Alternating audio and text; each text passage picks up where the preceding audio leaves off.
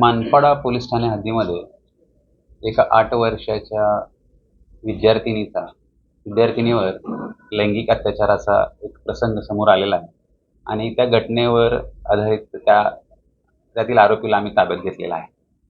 आरोपी यातील विद्यार्थिनी आहेत. 2 विद्यार्थिनी होत्या.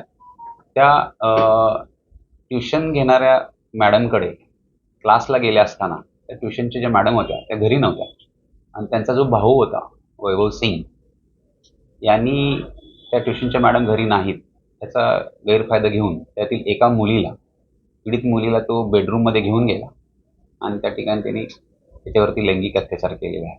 आम्ही आरोपीला लगेच लागलीच ताब्यात घेऊन अटक केलेली आहे. आरोपीचं नाव आहे वैभव जितेंद्र सिंग.